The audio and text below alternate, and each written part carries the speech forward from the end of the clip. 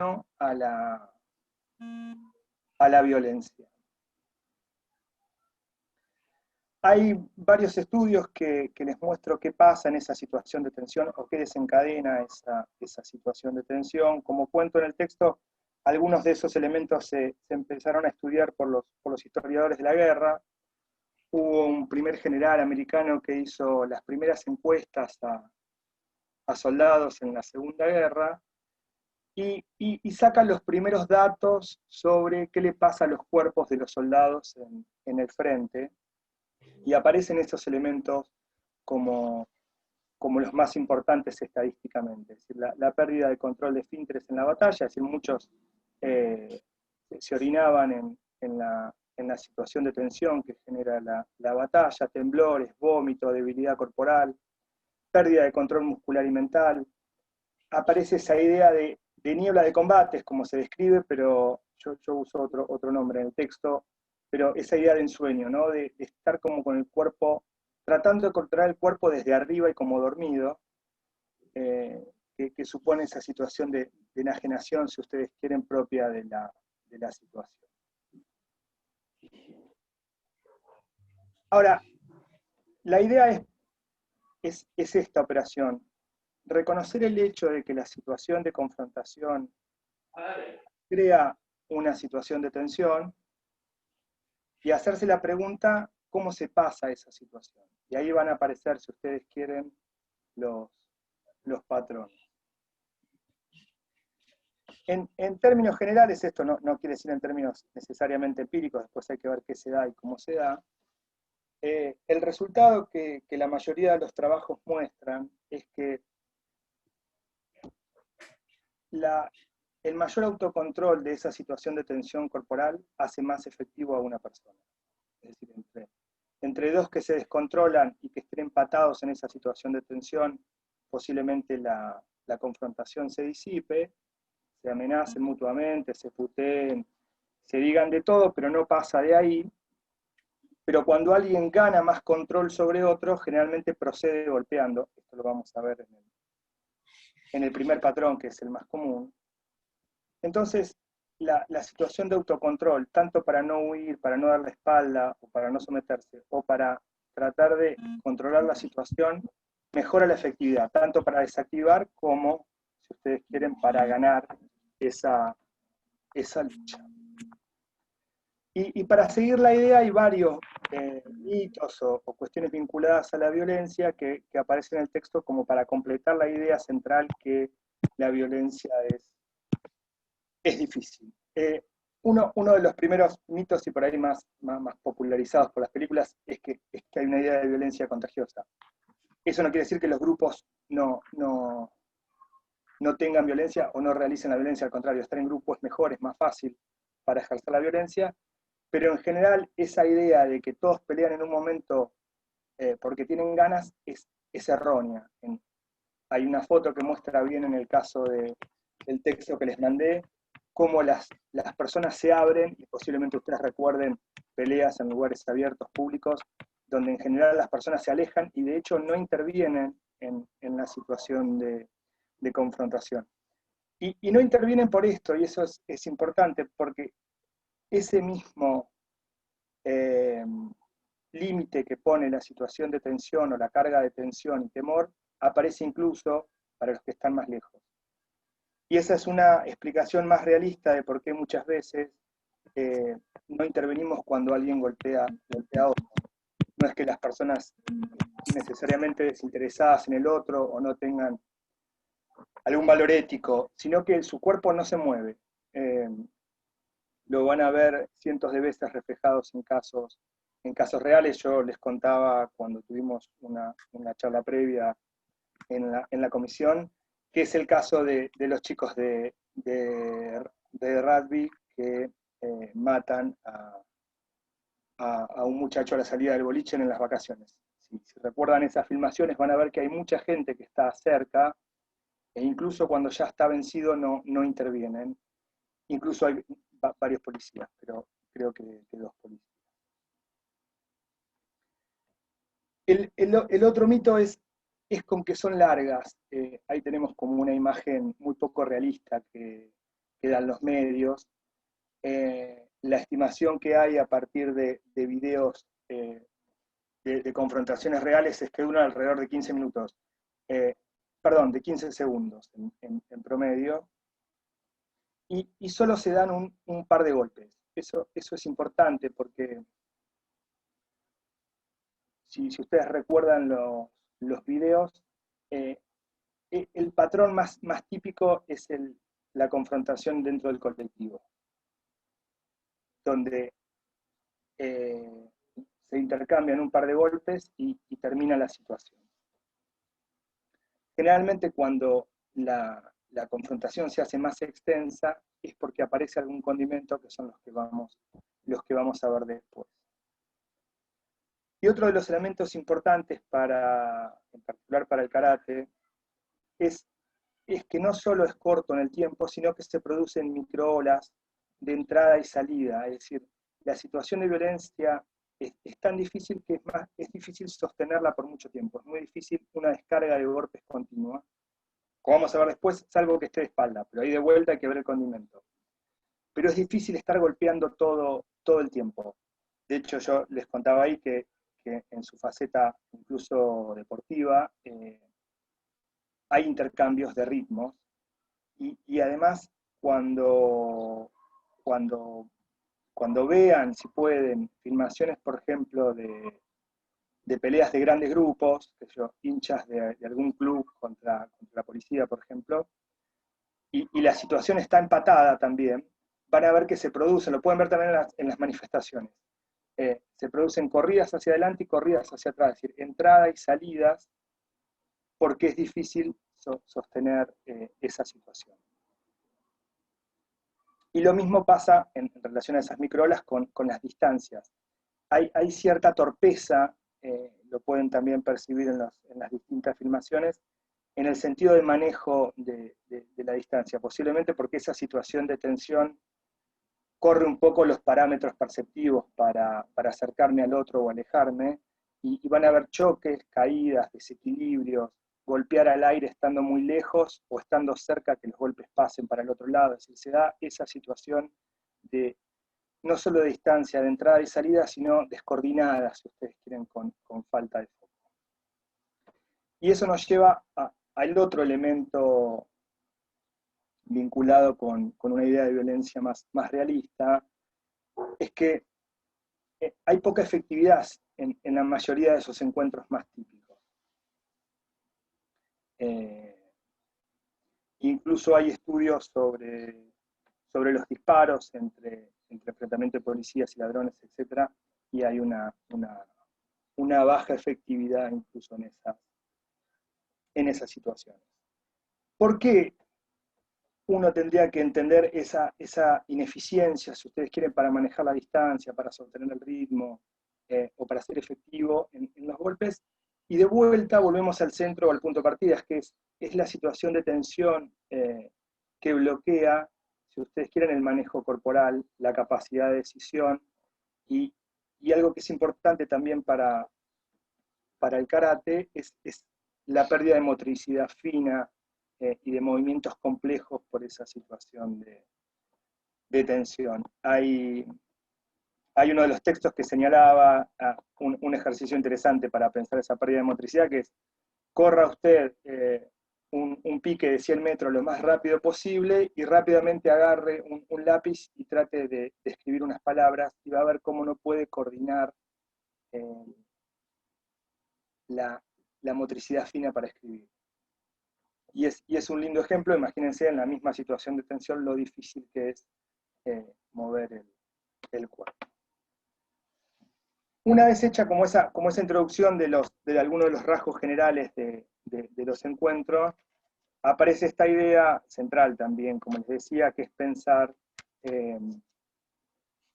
los patrones o los caminos en los cuales se produce la violencia, y son esos 4 centrales. Como vamos a ver, los 2 primeros son los más comunes y los más generales.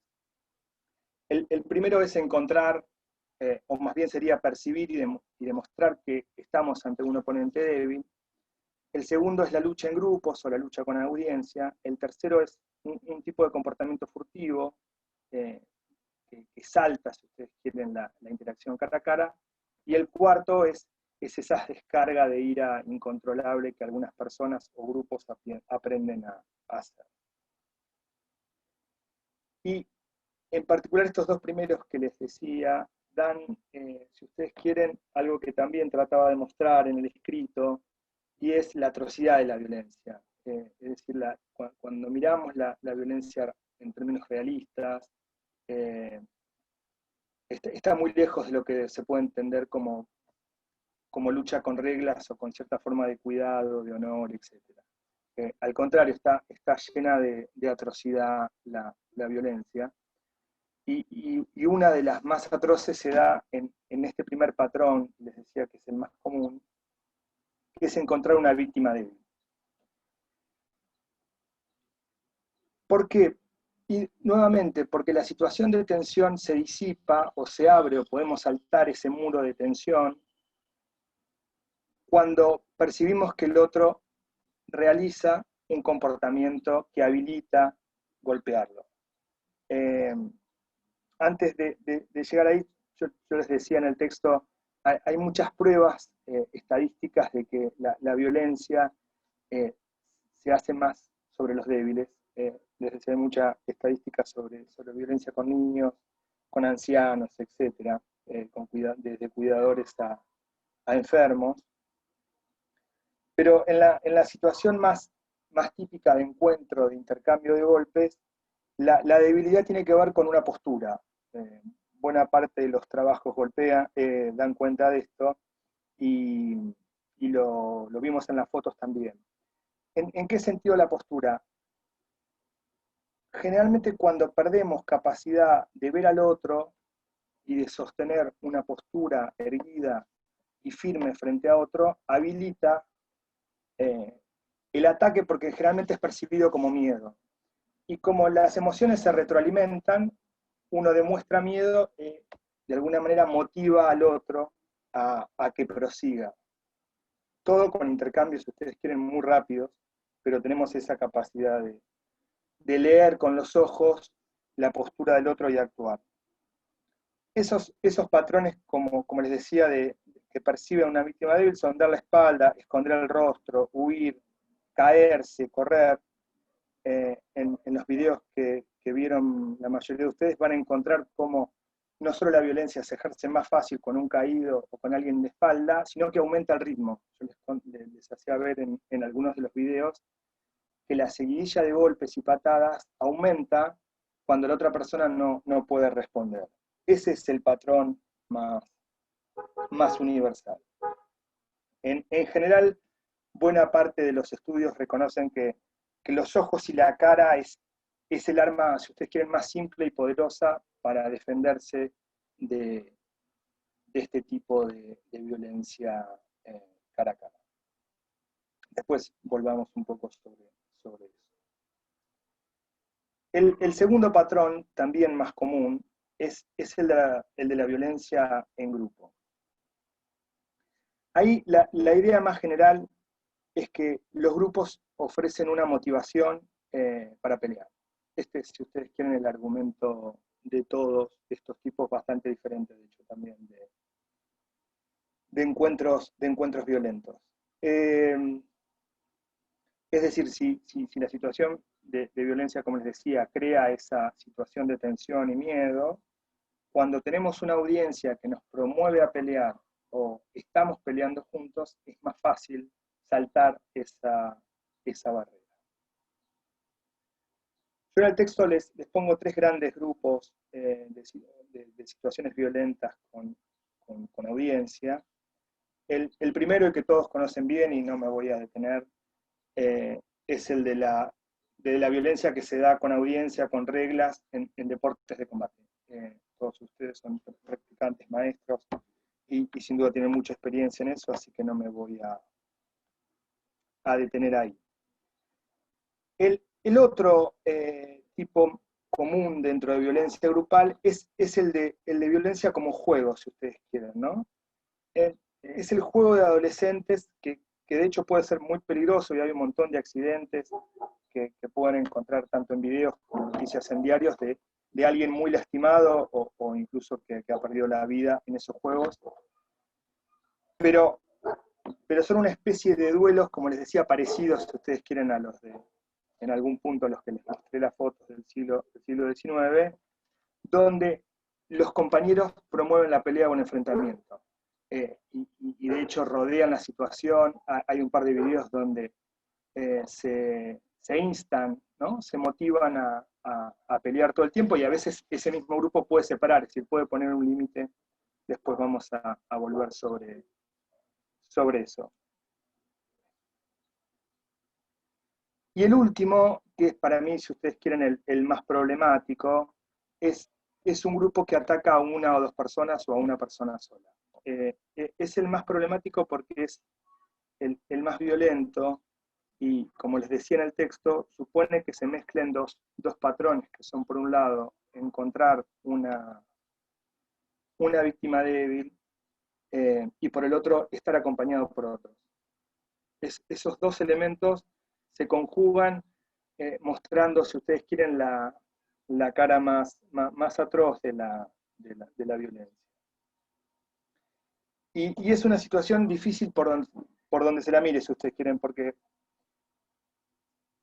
si hay un grupo que está motivado a atacar a una persona, es muy posible que la situación de grupo haga que el ataque se produzca. Es difícil que alguien solo se pare ante 8 personas y les diga en voz, que sería lo correcto, ¿no? Parar, no dar la espalda, no correr, hablar de forma clara, no insultar, y decir que no quiere que se dé una situación de pelea.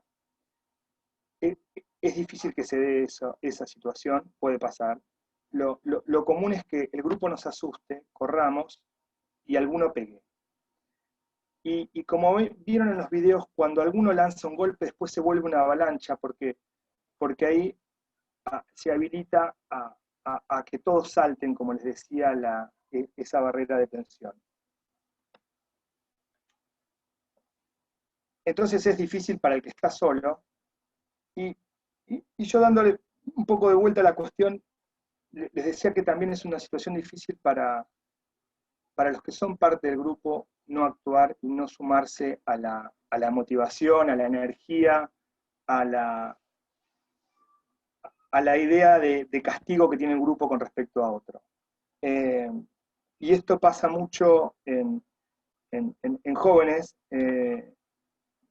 donde no necesariamente las personas que participan de ese grupo tienen un prontuario de violencia. Puede ser algunos de sus alumnos, puede ser algunos de los míos, pueden ser algunos de nuestros primos, parientes.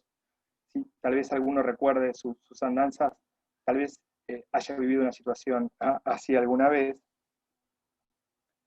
Pero lo que les digo es una situación también difícil para el que está dentro de ese grupo tener la capacidad de no sumarse a esa situación, porque en general se produce un arrastre. Ese arrastre es muy rápido, digamos. La situación que muchas veces sucede es que en un boliche, en un baile, alguien de un grupo perciba que su amigo fue ultrajado por algo, le dijeron algo, le quisieron quitar a la novia, le chorrearon algún vaso de no sé qué, y se arma una especie de castigo grupal a aquel que cometió eso, y empieza la gresca, alguien corre, y es de vuelta una situación que dura muy pocos segundos, con un arrastre emocional bastante fuerte a participar.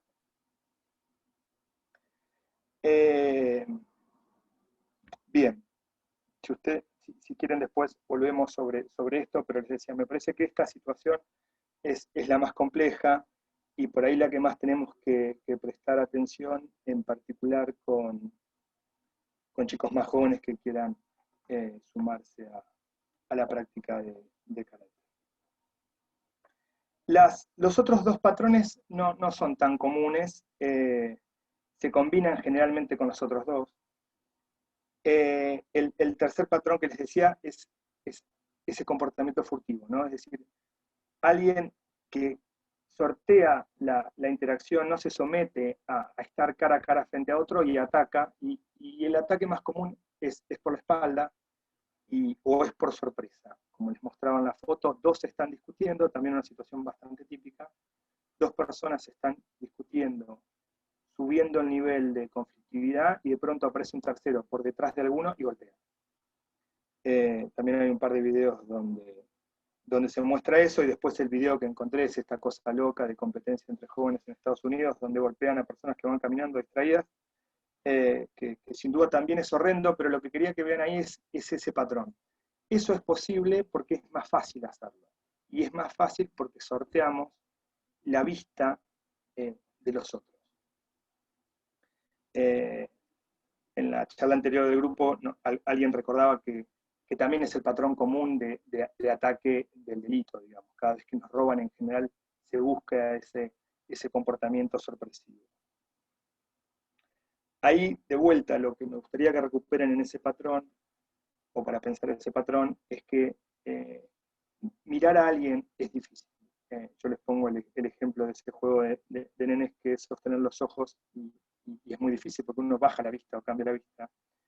En la situación de tensión eso se vuelve aún más difícil. Entonces, muchas personas tratan de escapar a esa situación golpeando por detrás, golpeando sorpresivamente, etc. Contaba también en otra charla que ese patrón se empezó a reconocer en realidad con las confrontaciones en la guerra, por la alta efectividad que tenían los tiradores a distancia frente a los tiradores cuerpo a cuerpo. Y la explicación fue esa: es más fácil disparar de lejos, porque no se está frente a frente a una persona que la podés o la querés matar.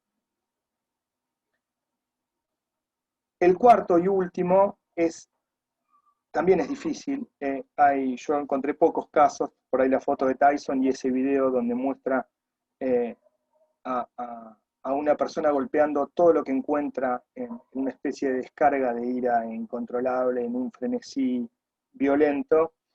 Este patrón es muy común en los estudios de grupos que llevan adelante la violencia. Es muy común el caso que les mostraba de la foto del ejército imperial japonés en esa aldea china, y el caso de las atrocidades del ejército ruso cuando termina la Segunda Guerra y vuelven a Rusia y pasan por distintos países cometiendo cualquier tipo de atrocidades, son como los más estudiados.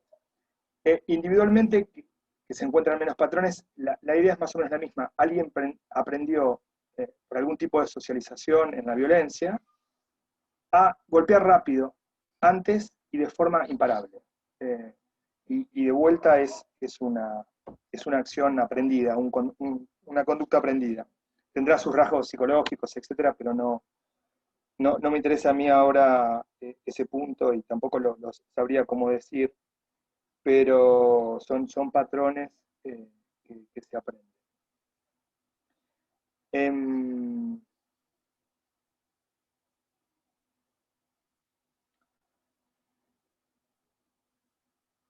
Vamos a algunas recomendaciones que encontré en muchos de los trabajos, pensadas para desarmar o que no procedan estas situaciones de violencia. Están algunos de los elementos que les había comentado antes. No sacar la vista, no dar la espalda, no correr y no caerse son como los elementos más comunes, ya sean en grupo o individualmente. Otro tema importante que tenemos que entender es que las audiencias y los otros que rodean la situación tienen un peso, tanto para animar a las personas a golpearse y a confrontar, como para desarmar. Si recuerdan el caso del colectivero, su pareja empieza a golpear, todo el colectivo, o los que están adentro del colectivo empiezan a decir que no golpee más al colectivero, y la situación se disipa bastante rápido, de hecho, pero funciona. Y el último elemento vinculado con los primeros es esa idea de no entrar en pánico, ¿no? De tratar que el ritmo cardíaco no suba, y el control de la respiración parece como el elemento el elemento central. Yo les contaba en otra charla que un estudio mostró cómo una policía, no recuerdo cuál, creo que de Inglaterra, empezó a usar los relojes que marcan el ritmo cardíaco, esos que se usan para correr, con una alarma. Entonces, cuando aparece la situación de suba de ritmo cardíaco, están entrenados para escuchar la alarma y hacer ejercicios de respiración para sostener el autocontrol, ya sea para reprimir o para lo que sea, pero para que no los desborde la situación de tensión. Bien, muchas gracias, no sé cuánto tardé, espero no haya sido muy extenso. Oh, bien, 40 minutos, que era más o menos lo que habíamos quedado. Ahora prendo mi video. Hola Marquitos, no te había visto. Bien, Luis, no sé si querés que sigamos con lo de karate o hacemos la ronda de preguntas ahora o hacemos todo junto, lo que ustedes quieran. No, la idea es hacerlo de karate y después ya abrimos la ronda de consultas. Igual te digo, Gabriel, que ya hay varias preguntas en el chat que si querés mientras vamos hablando las podés ir repasando, pero son muy interesantes todas. Bien, Así que ahí, esta última parte de karate la quiero compartir con el presidente de la federación, con Héctor Maroli, porque queremos hacer una breve articulación entre el trabajo de investigación que ha expuesto Gabriel y la tarea cotidiana que tenemos nosotros en desarrollar una disciplina. Entonces, si bien nosotros hacemos una actividad que tiene que ver con raíces de defensa personal, entendemos que la parte formativa y social de nuestra disciplina nos tiene que dar herramientas para identificar estas situaciones de violencia en todo momento, sobre todo en la previa. Uno tiene que entender que desde el karate uno puede ver ciertos rasgos o ciertos signos que nos llevan a que es inminente la situación de violencia y cuál es la decisión correcta que hay que tomar. Entendemos nosotros que desde el karate la única conducta correcta es evitarla, ¿sí? Muy a tono con los preceptos del karate, que en el karate no hay primer ataque. Esta misma prevención tiene que ver también con los ámbitos donde uno se mueve y los valores que incluyen esos ámbitos. Y acá tenemos la contraposición de los valores que se mueven en un dojo y los valores que se pueden mover en la calle, como bien decía Gabriel. Entonces, esto, al comparar planos y al comparar la importancia del entorno, tanto favoreciendo el grupo de relación o intoxicándolo, entendemos que el karate nos va a dar una herramienta invalorable a la hora de formarnos para alejarnos de la violencia. Otro de los ámbitos que también creemos que son preventivos de estas situaciones de violencia en la etapa formativa de nuestros jóvenes karatecas es el vínculo con el grupo, el respeto por el otro, ponerse en el lugar del otro, ¿sí? Y entender que tenemos que desactivar por todos los medios la situación de que la violencia le dé un reconocimiento social. O sea, nuestro ámbito de karate, nuestras competencias, todo tiene que ver con la desactivación donde la violencia le dé un rasgo social. Al contrario, creemos que lo previo es lo más importante que le puede dar el karate a una persona. Ahora, durante una situación inminente de violencia, el karate como defensa personal, si bien Gabriel hizo claramente una contraposición con la presión que sufre el individuo desde las emociones, desde el cuerpo, desde todo tipo de situación de percepción, el alto nivel de reentrenamiento de karate o el entrenamiento de karate, por contraposición, nos está dando relajación, respiración, control, ¿sí? Y desarrollo y coordinación a alta velocidad en cortas distancias. O sea que, llegado el caso, si nosotros entendemos que el karate es defensa personal, la lectura objetiva de la situación de violencia que planteó Gabriel nos da una herramienta muy efectiva para neutralizar cualquier tipo de amenaza sobre nosotros. Esto también implica que el manejo emocional de la situación es fundamental para darle un corte a la situación. Una vez podido dar ese corte, es salir de esa situación. Por eso ponemos acá corte y escape, porque tiene que ver con manejar la situación, no perder el control de la situación. Esto, sin lugar a dudas, no estamos haciendo una valorización de la violencia o que hay que ponerse a favor para probarse. Lo que estamos diciendo es que nosotros tenemos una actividad muy completa, pero que sin lugar a dudas, vuelvo a insistir, la previa de la situación de la violencia es la parte más importante que le puede dar el karate a una sociedad. Y acá los valores formativos, culturales del dojo y la construcción social de un ser y la relación de ese individuo tiene que ser totalmente en armonía. Por eso creemos muy importante el rol del sensei y el rol del árbitro, que son dos aspectos muy importantes. El sensei como guía para todo el camino, desde el inicio, durante y hasta el fin del momento de que uno decida practicar, es quien va a sostener esos valores. Y ahí es muy importante la calidad, el compromiso, la palabra, escuchar, interactuar con las familias y, llegado el caso, pedir ayuda a profesionales cuando uno ve que las conductas de sus alumnos empiezan a tener rasgos de no control. Y también el del árbitro, porque un árbitro tiene la alta responsabilidad de impartir justicia en un lugar de reglas, y esas reglas tienen que ser cumplidas. Entonces, la capacitación, la integridad del árbitro para nosotros es garantía fundamental que complementa la formación de nuestros practicantes, porque también en ese ámbito se juega, y la violencia tiene que ser controlada, y ese control va a demostrar dos cosas. Primero, si nuestros alumnos manejan el autocontrol, y eso ya viene desde el dojo. Y segundo, si nuestros árbitros acompañan ese proceso, ¿sí?, agonístico con una calidad docente y de la misma mirada de los mismos valores. O sea, tanto el sensei como el árbitro tienen que tener la misma frecuencia y los mismos valores. En este sentido, creemos que es muy formativo y muy importante ambos roles, ¿sí?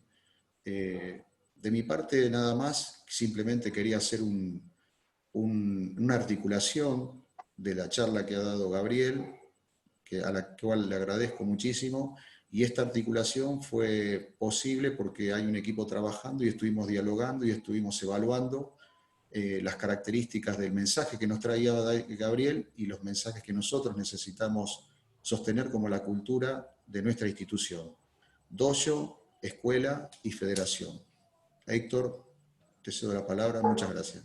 Bueno, sí. Completando un poco lo que recién aclaraba Luis, yo quisiera hacer por lo menos una mención, como ustedes saben, ¿no?, histórica siempre del karate. El karate en sus inicios posteriores entre la reforma Meiji y la Primera Guerra Mundial se encontraron con una violencia de sociedad muy alta, en la cual en Okinawa la policía japonesa, o en este caso la fuerza de ocupación japonesa en Okinawa, tenía muchos problemas por los grandes practicantes de karate que los enfrentaban y provocaban todo tipo de desmanes.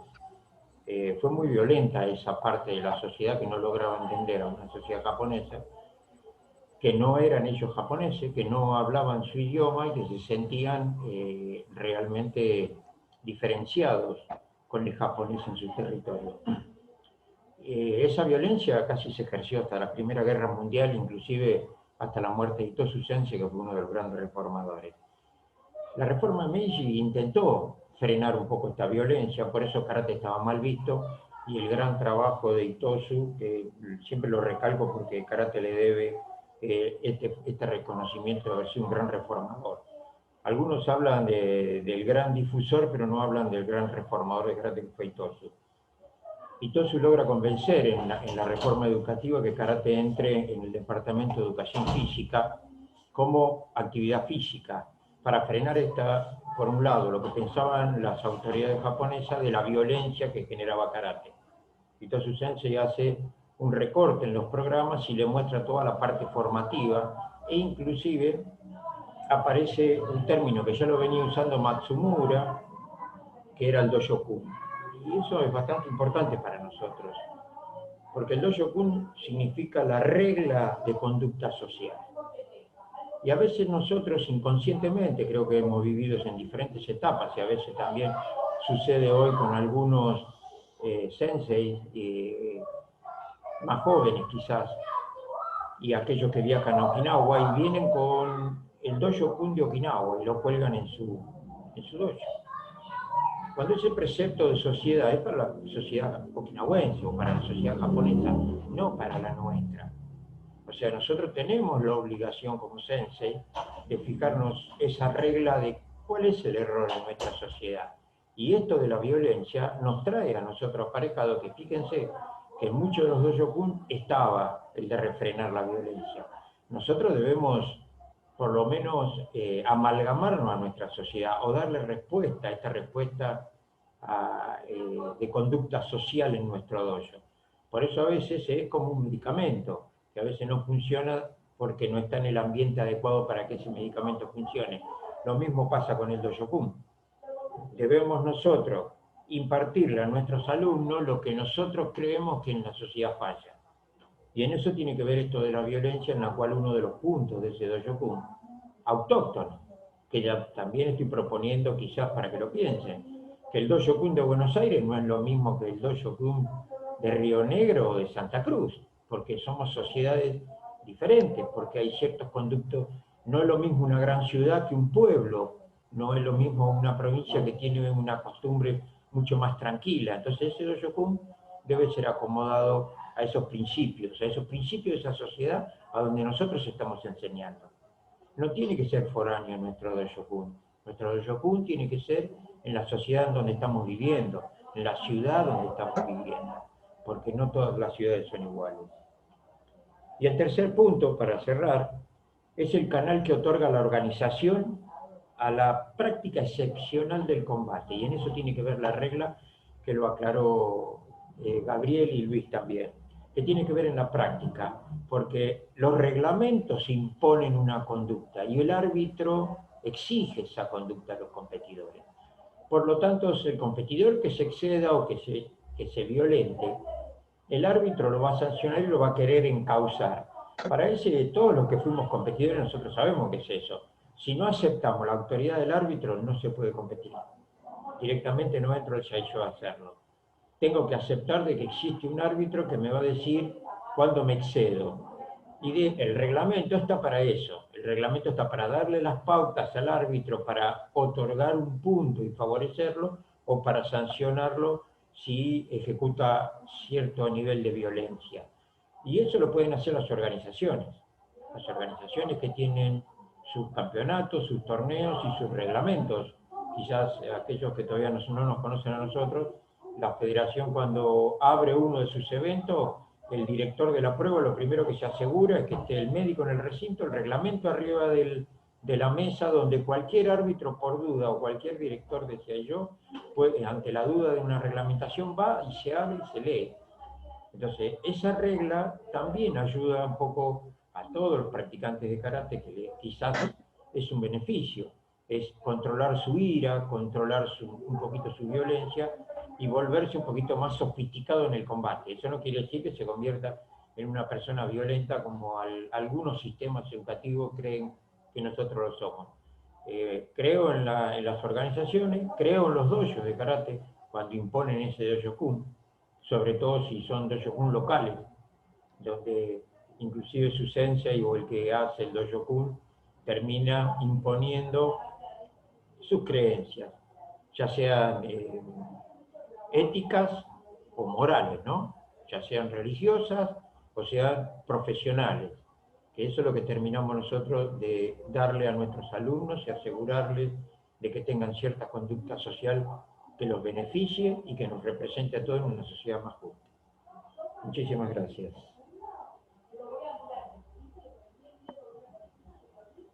Bueno, gracias a Luis y a Héctor. Si quieren, miro las preguntas y las voy, vamos charlando rápido, pero de vuelta, charlemos y hagamos algún intercambio más informal. La primera pregunta sobre si la sociedad argentina es una sociedad violenta, es difícil ahí la respuesta. Depende uno que mire. En general, para responder esa pregunta, los estudios macro estadísticamente miran la tasa de homicidio. Es como el dato más central. Argentina no tiene una tasa de homicidios tan alta frente a otros países latinoamericanos, y hay algunos lugares que se acercan incluso a países desarrollados. Capital Federal tiene una de las tasas de homicidios más bajas, Santa Fe tiene una de las más altas, Rosario y Capital Federal tiene una tasa de homicidios de 8 personas cada 100.000 habitantes, el conurbano tiene alrededor de 13, 14, Santa Fe tiene 15 y Rosario también. En general se explica por la situación de violencia ligada al narcotráfico.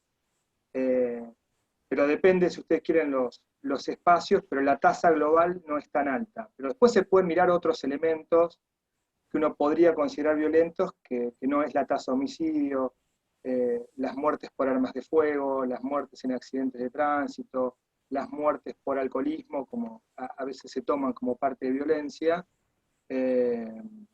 Bueno, y ahí no necesariamente estamos tan bien.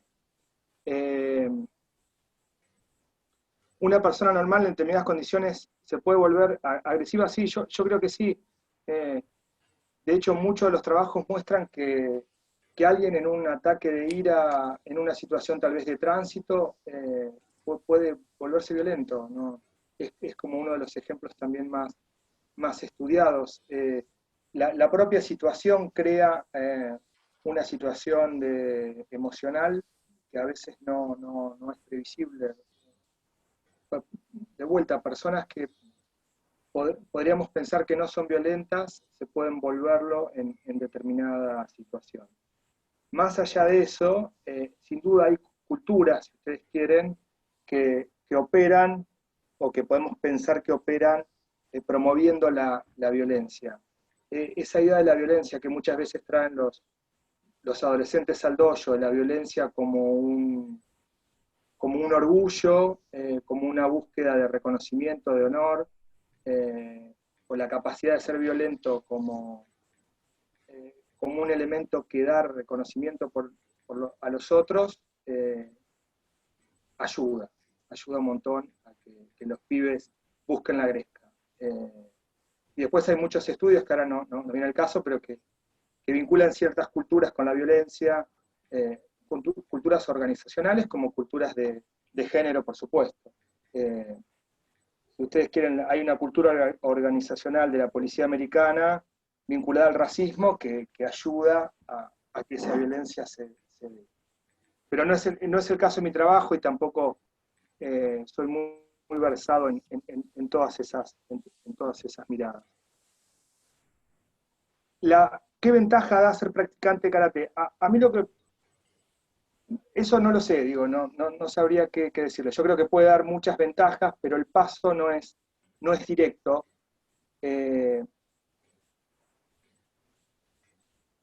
No hay mucha la investigación dice que es difícil trasladar la situación de ser violento en un espacio y con algunos a otros. Este es un punto central. Por ejemplo, los trabajos que muestran cómo se realiza el bullying, los pibes que hacen bullying y que son violentos generalmente encuentran a una persona débil y de manera sistemática lo acosan y lo golpean, pero no golpean a todos, golpean al débil, es decir, se crea un patrón continuado de acecho, pero no necesariamente son violentos con todos. Hubo un trabajo que trató de mostrar, yo les contaba en otra reunión, algo interesante, que es si los pibes de los barrios y pandilleros americanos eran violentos en otra situación que no sea la calle, y se hizo un estudio a través de las probation, donde algunos de esos pibes entraban a alguna fuerza de seguridad americana. Y lo que mostraron esos estudios es que los pibes eran muy malos en la situación de calle, de banda, o eran pandilleros con experiencia en violencia, pero cuando pasan a otro espacio no son más efectivos. Como parte del ejército eran tan inefectivos como el resto, digamos, no había un paso directo, ¿no? Ese es el punto. Yo creo que sin duda puede dar ventajas y podemos trabajar, o cada uno trabajará en sus dojos, y los maestros organizan, y hay algo del karate que es muy realista, pero en términos empíricos es una posibilidad, no les da 100% de efectividad, digamos.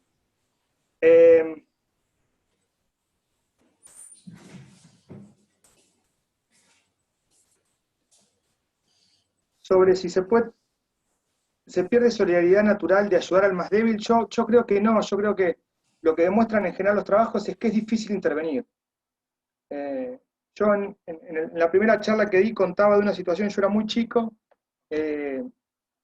y había un cumpleaños, una fiesta, donde había un personaje mayor que yo, que todo el mundo entendía que era muy violento, que hacía, si ustedes quieren, una performance de su capacidad de violencia, muy parecido al último patrón. Y en un momento de esa fiesta, golpea a su novia y la noquea, y todos sus amigos quedaron congelados. Y yo también, yo estaba ahí. No la sigue golpeando, tampoco se dio lugar a la intervención, pero yo siempre pensé que como no siguió golpeando, nadie intervino. Y simplemente fue una situación muy sorpresiva donde todos quedamos congelados. Nadie fue, le dijo nada. Yo me decía a mí mismo, bueno, era mayor que yo era muy chico, pero me paralicé. Digo, no. Posiblemente si recuerdan alguna situación que vivenciaron, encuentren eso. No es que uno necesariamente pierde solidaridad, no puede actuar.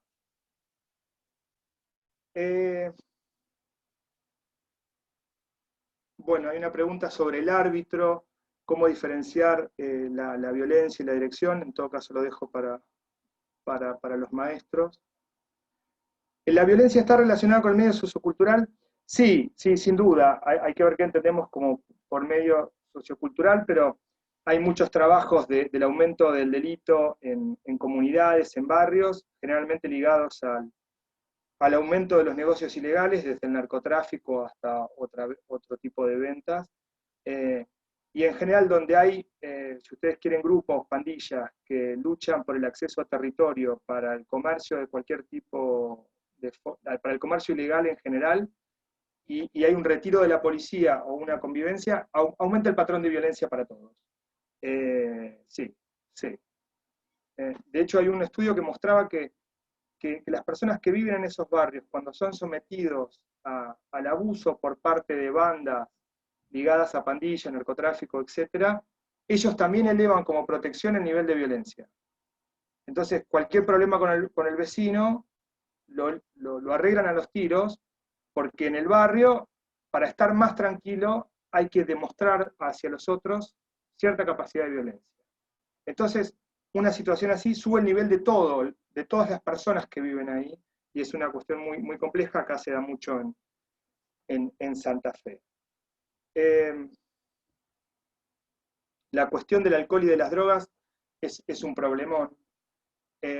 Hay cierta idea de que las drogas pueden disminuir esa situación de tensión. Lo que no crea la droga, y que ahí aparece, hay algún trabajo que muestra la relación corporal con los accidentes de tránsito, también el alcoholismo, que a vos te puede quitar el miedo o el temor, pero no te da más coordinación. Es lo mismo que estar borracho y conducir. Es decir, podés tomar más riesgos borracho y conducir más rápido, pero a la hora de frenar tu cuerpo responde menos. Entonces, de alguna manera, está un poco compensado. La droga te habilita a participar o a pegar, pero te vuelve más inefectivo. El alcohol también.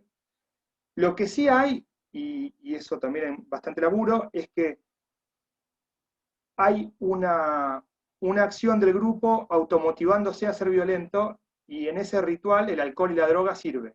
Entonces te elevás elevás ¿no? La capacidad, el ánimo, querés ganas de pelear. Bueno, el grupito de varones borrachines en cualquier boliche que están aburridos y quieren pelear. Digamos, son 4 o 5 pibes que uno al otro se dicen vamos a pegar, vamos a buscar a alguien y terminan pegando. Pero ahí el que motiva es más bien el grupo. El alcohol sirve como un condicionante que ayuda, pero la otra persona es como central.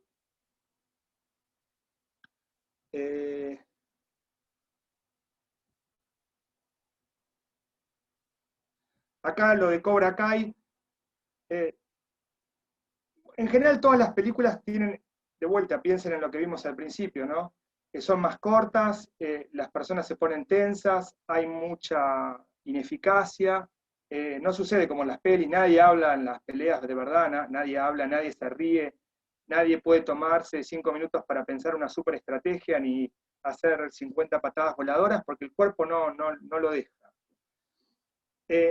Con respecto a esas series, yo creo que hay, no solo de la serie Cobra Kai, pero en general hay una cultura ligada al espectáculo que da que embellece la violencia o que legitima la violencia, y es un problema. Cualquier adolescente que vaya a sus dojos, por ahí cree que puede ser Bruce Lee y pelearse con cualquiera. Ese es un problemón que tenemos con los pibes jóvenes. Yo les decía en el texto, me parece que es algo a tratar, pero bueno, desborda personalmente no, a cada uno, es una situación que se da a nivel social. Pero los pibes creen que la violencia es linda, digamos. De hecho, algo que quería mostrar con el trabajo era que es atroz, digamos, que tenemos que cambiar ahí un valor que los pibes pueden traer de la cultura juvenil, de la cultura de su barrio, de la escuela, que hay cierto valor en la violencia, y no lo hay, es horrible. Por lo menos la más real. Perdón, doctor. Sí, Doctor, ya estoy. qué lindo que decirle doctor. ¿Cómo crecen los chicos?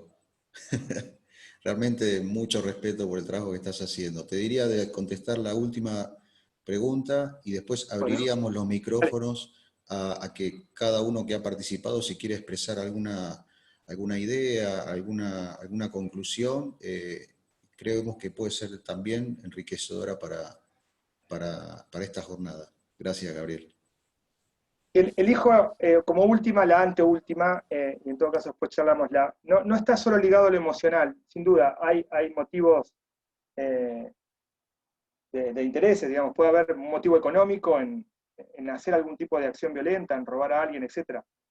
Pero sí la situación crea una tensión emocional más allá del motivo. Si alguien puede estar motivado a ser violento, pero la situación es algo que tiene que resolver. Les digo, el homicidio típico en Santa Fe ligado al narcotráfico son 2 pibes disparando desde una moto a alguien que va caminando o que está en su auto.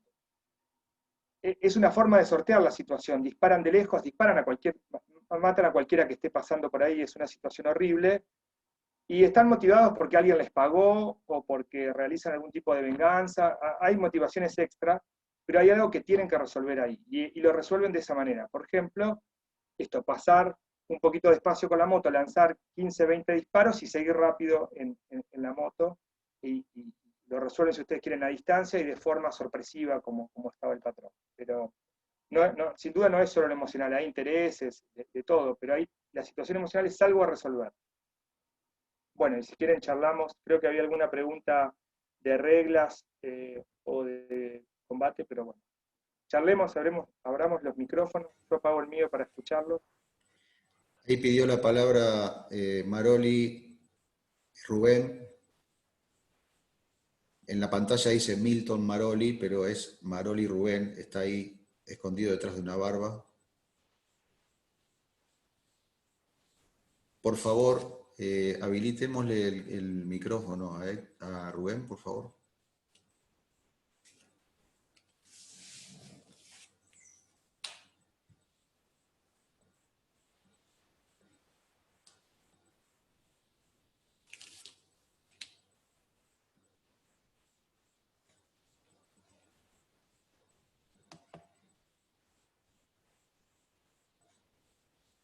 ¿No deshabilita? No puede habilitar, Rubén, habilita desde tu pantalla.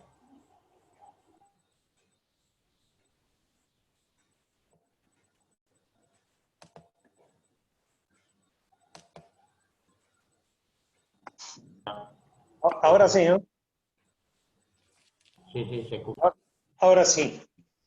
Bueno, primero quiero felicitar a todos por el trabajo, excelente, muy bueno, muy instructivo y que va a servir para mucho.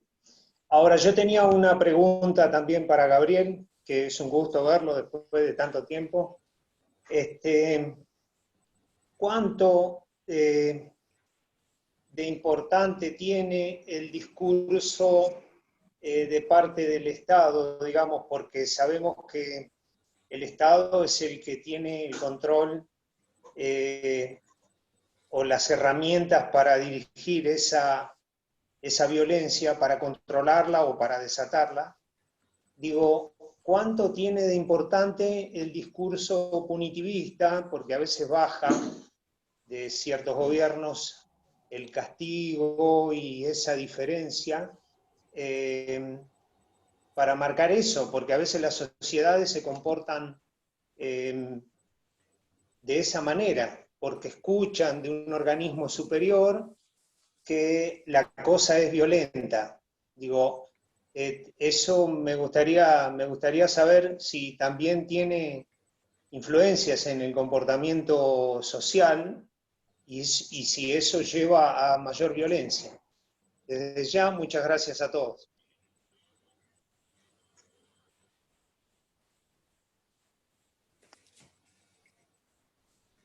Es un preguntón, no sabría qué contestar, hay como muchas respuestas posibles.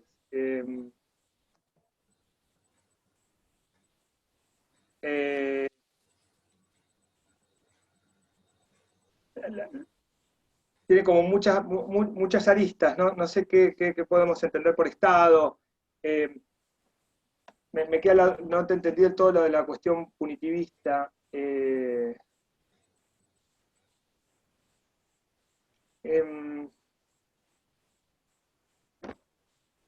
No, no sé en qué tipo de todas las violencias sociales,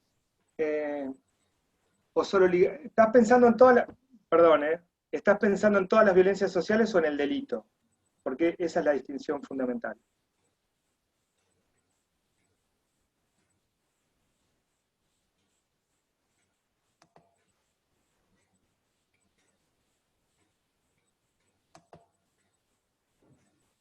Tenés el audio apagado, Perdón. Rubén. El discurso estatal tiene una gran importancia cuando va acompañado por intermediaciones de grupos distintos en general, que a su vez toman ese discurso y lo promueven en redes. Si ustedes quieren, tanto de los niveles sociales hacia arriba, hacia el Estado, cuando grupos demandan paz, no violencia, etcétera, como del mismo Estado. Ahí hay una retroalimentación positiva. El caso más actual es el de la violencia de género.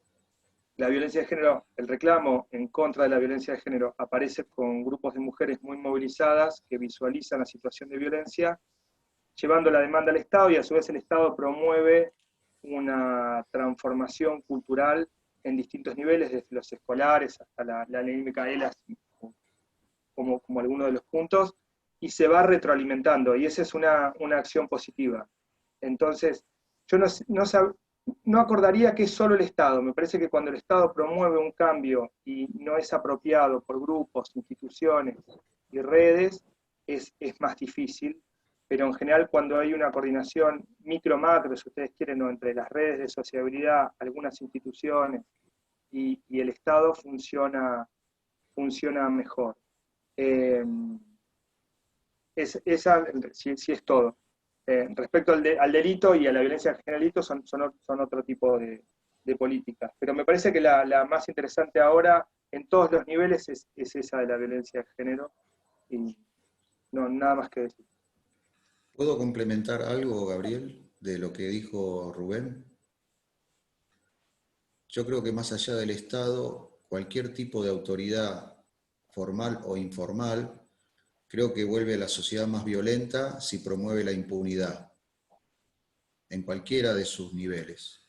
y voy directamente a lo que está planteando Gabriel sobre la violencia de género, ¿sí?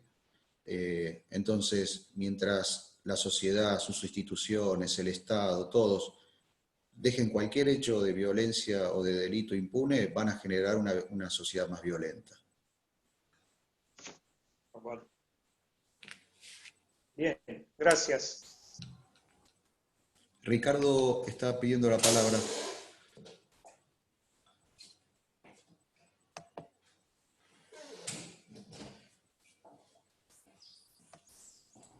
De reactivar el audio. Muchas gracias. La violencia genera bloqueo, un bloqueo emocional, tanto el como la sufre como el que es testigo. Un testigo de un acto violento, ¿cómo podemos hacer para romper esa barrera, ese bloqueo y que nos permita participar o no sentirnos culpables por no haber participado? Muchas veces a uno le pasa que va lo que te sucedió a vos en ese cumpleaños, uno está manejando pensando en su trabajo, metido en sus cosas, muy alejado de violento. Uno es testigo de un acto violento y enseguida uno se paraliza y cuando reacciona, ya pasó. Y no pudo ayudar con el cargo de conciencia que uno le queda por no haber podido hacer algo. Sí, sí, es terrible. A mí me parece que el camino, por lo que muestran los textos y lo que hablaban incluso los maestros recién, es ese autocontrol emocional. Entre uno más capacidad tenga de soportar esa presión y reconocer esa tensión que se está generando, encuentra más caminos para actuar. Me da esa sensación, pero tampoco te podría decir que... los estudios lo que muestran es que las personas que se controlan más pueden ser más efectivas como disuadir la situación. Es decir, no son ni presas del pánico, ni presas de la ira destructiva, que son dos caminos, ¿no? Huir, tener miedo, huir, o golpear cualquier cosa hasta matarlo. Alguien que se autocontrola puede resolver mejor. Y me parece que esa regla general se da también para esa situación de intervenir. Acá hay una pregunta que la contesto rápido, que es el tema de las reglas. La violencia se puede hacer con reglas. Lo que muestran los trabajos es que incluso esa situación es más, como les diría, es más fácil o es más fácil sortear. Incluso cuando esas reglas suponen mucha violencia, sortear la situación de tensión. El de los duelos es el caso más típico, ¿no? ¿Recuerdan los duelos de disparo del siglo XIX? Dos personas se juntaban a hacerse un disparo que muchas veces era mortal, bajo ciertas reglas de honor, donde la muerte era muchas veces instantánea, es como uno de los extremos, ¿no? Pero sí, sin duda puede ser muy, muy violenta. Pero lo que les digo es, en todo caso, para pensar, es que la violencia que vemos en la situación callejera es distinta a la situación que nos plantea la situación con reglas, o en nuestro caso el comité deportivo. Ya como les mostré, esos caminos donde nos golpean por la espalda, nos golpean de forma inesperada, o nos tratan de golpear de a muchos, que son elementos comunes, no están en nuestra práctica deportiva. Está muy bien que no estén, yo no digo que tengan que estar, pero ahí hay una situación distinta. Eso nomás, perdón.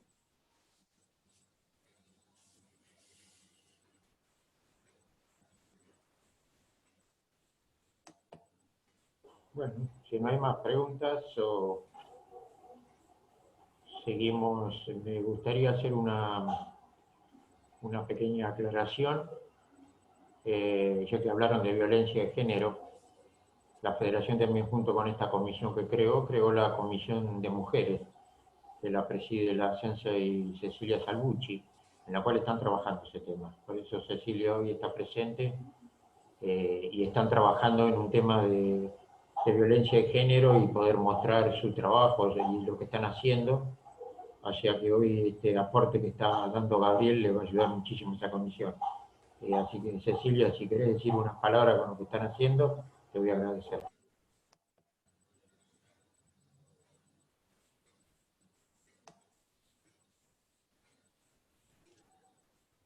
Hola, ¿qué tal? Buenas tardes. ¿Ahí se escucha? Sí. Perfecto. De lo que venía conversando el doctor Obradovich, que realmente me resultó muy interesante y pude tomar muchas cosas para mi propio trabajo. Una cosa que queríamos comentar es que en lo que respecta a la violencia de género, que nosotros ahora en breve les vamos a presentar un trabajo un poquitito más completo, lo que tenemos que advertir es que la violencia primero siempre va a ser psicológica, y va a tener una seguidilla de mucho tiempo de una violencia psicológica que nos va a envolver en una situación en la que se nos va la violencia que se va sufriendo. Por eso nos parece que es un tema largo, que necesita cierta profundidad en cada uno de los detalles, porque son temas delicados. Y obviamente después de la violencia psicológica, bueno, no en todos los casos, pero después de la violencia psicológica, después de cierta escalada, va a venir la violencia física, que ahí puede ser en donde a nivel karate podemos llegar a ofrecer alguna herramienta extra de defensa en lo que es confrontación física. Pero obviamente no es lo que más nos interesa resolver desde la confrontación física, porque ese es el último recurso, sino que nosotras lo que vamos a hacer es basarnos en buena medida en muchas cosas que dijo el doctor Obradovich, en lo que tiene que ver con la prevención, pero para prevenir lo primero que tenemos que hacer es reconocer. Entonces vamos a tratar de estudiar cuál es el perfil de una persona violenta, cuál es el perfil de una persona victimizable en este caso, y cuáles son las señales que se van a ir acompañando. También otra cosa que nos interesa mucho, sobre todo desde el punto de vista de karate, es cómo podemos fortificarnos para parecer menos vulnerables.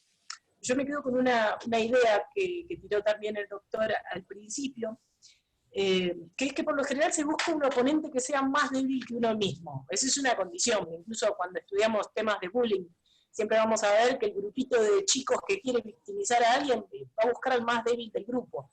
Por la razón que sea, no necesariamente tiene que ser físicamente más débil. Incluso en la violencia de género también va a pasar igual. Una persona que tenga mucha fuerza igual puede ser victimizable, porque van a ir buscando otros factores que la hagan victimizable. Entonces, ahí es donde nosotros veíamos que a través de karate podemos ayudar mucho a una persona a pulir esas aristas para parecer menos victimizable, para parecer menos débil en el fondo. Pero bueno, es un tema largo que todavía lo seguimos conversando y trabajando con las chicas, y esperamos en breve poder presentarlo a la comunidad y que pueda ser una herramienta para los demás instructores, para que también ellos puedan ofrecer lo mejor de sí para sus alumnas mujeres dentro de esta actividad. Muchas gracias. Bueno, muchísimas gracias, Cecilia. Ahí Marcos Díaz Vélez está pidiendo la palabra.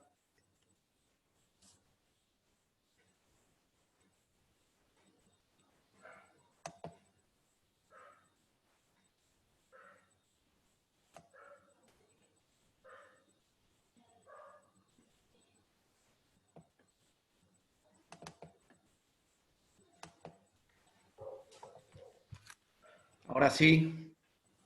Bueno, buenas tardes. Primero saludar a mi amigo Gabriel, que hace tanto no lo veo. Y bueno, poder verlos a todos por aquí, saludarlo. Y sí, al doctor Obradovich. Quería, si me permiten, comentar algo muy breve que tal vez puede servir. Yo practico karate de muy chiquito, karate do, y me ha formado, y es un orgullo con sensei que me formaron, y hoy puedo decir compañero. Muchos saben, y desde acá va la anécdota, no quiero robarles tiempo, que yo tuve un emprendimiento, fue mi primer trabajo. Yo pasé perros mucho tiempo. Y como dicen, la mejor universidad no es la universidad propiamente dicho, tampoco la calle, pero creo que una conjunción de las dos puede lograr un buen resultado. Voy a esta anécdota breve, que me quedó marcada. Calculo de haber sido el año 2000, y terminando mi vuelta diaria, que yo paseaba 7, 8 horas al finalizar, venía con unos ovejeros muy grandes, pegado a la colectora Panamericana, una zona con mucha, vegetación, matorrales, y de repente veo como movimientos por detrás de los matorrales. Y cuando distingo a ver qué era, un hombre como intentando abalanzarse o manoseando a una niña. Distingo ver de lejos que estaba en jumper, como una colegial, ¿no? Entonces el primer momento ahí es decir, ¿qué hago? Irme no me podía ir, era el único que estaba cerca. Rápido pensé, me acerco, tiene un arma, la lastima a la chica, me lastima a mí. Entonces uno de esos dos ovejeros gigantes estaba adiestrado, lo que primero hice, le largué los perros. Entonces ahí nomás, el hombre, a ver semejante león, se da la fuga, y yo tenía dos alternativas, o ir a fajarlo al hombre o asistir a la niña. Opté rápidamente, una cuestión de segundos, asistir a la niña y entre llantos la acompañé hasta su casa.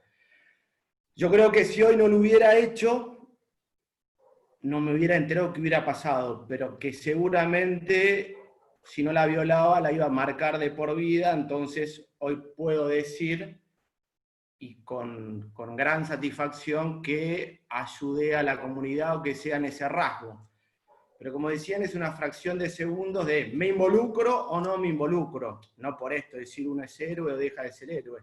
Creo que tratar de, en esa fracción de ese ratito, lograr la mayor lucidez para poder interrelacionar o correlacionar un momento donde uno pueda ser socialmente útil, ¿no?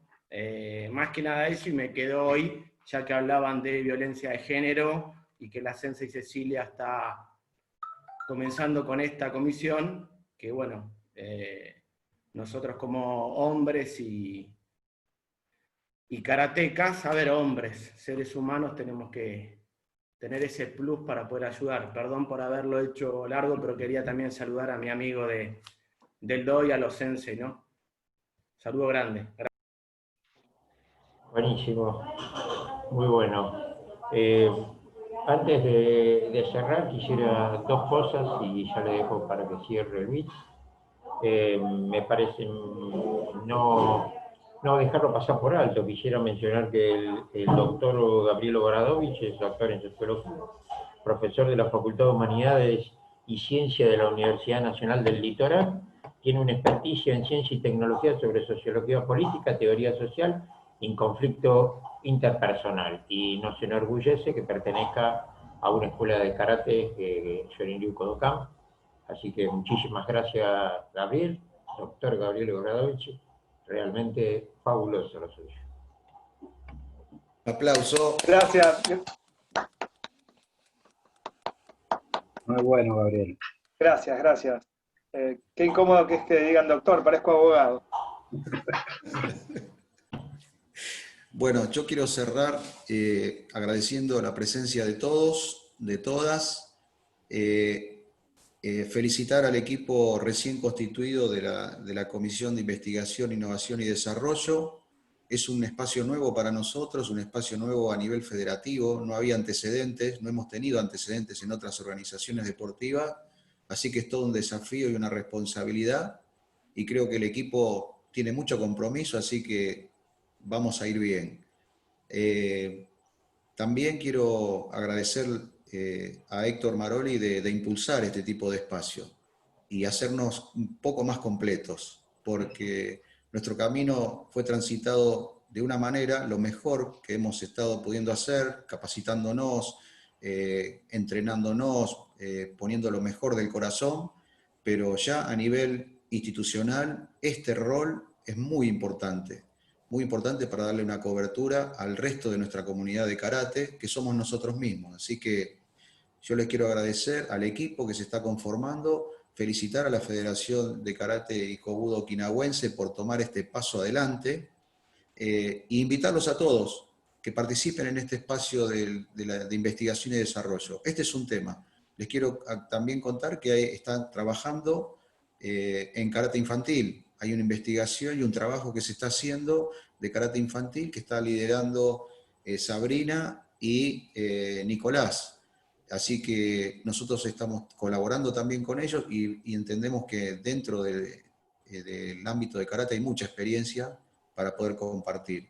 Queremos generar un documento base que tenga elementos muy concretos y accesible a todos y que nos permita manejarnos cada vez con mejor calidad pedagógica. De mi parte nada más, muchas gracias a todos. Realmente fue un paso importante hoy, fue nuestro primer pequeño paso. Muchas gracias. Muy bien, gracias a todos por la presencia, gracias a Gabriel Obradovich por su trabajo de investigación, a la Comisión de Investigación y Desarrollo e Innovación Federativa, que sobre todo quisiera recalcar que la comisión directiva que me acompaña siempre tiene esta posición de ser abierto, de participar con el mundo de karate, aunque no estén federados con nosotros. Nos consideramos hermanos de todos ustedes, así que en donde la federación tenga este tipo de capacitación, siempre los va a informar y los va a tener al tanto de todo esto. También les quisiera decir de que hay una articulación que estamos haciendo con el IUINCA, que se está cursando una diplomatura, que estamos trabajando con Luis Vázquez y la Universidad del Inca, y próximamente van a ver que dentro de poco va a haber una publicidad de un seminario sobre globalización de las artes marciales, donde van a ver que dice Instituto Superior en Deportes de Combate, es el con el que articulamos entre FACO, la Comisión de Investigación y Desarrollo y las universidades, o en este caso con profesionales que nos pueden traer sus conocimientos hacia las organizaciones. Los vamos a brindar a todo el mundo de forma abierta como lo hemos hecho hoy. Ese próximo seminario va a ser el 10 de octubre y lo va a dar el periodista Javier Orué, que es uno, y el locutor Martín Franco, que son los que manejan lo que es difusión y los eventos de la Federación Metropolitana de Judo. Así que no más que agradecerles a todos la presencia, a todos los sensei de FACO, a la comisión directiva que está presente, y vuelvo a reiterar, está Jorge Acosta, que es el vicepresidente de FACO, y volverle a agradecer a Sensei Sanglibeni que se haya hecho presente. Pareciera que fue tarde, Sensei, le pido disculpas que lo haya mandado esta mañana, pero me emociona tenerlo presente. Muchísimas gracias a todos y felicitaciones. Nos vemos en la próxima.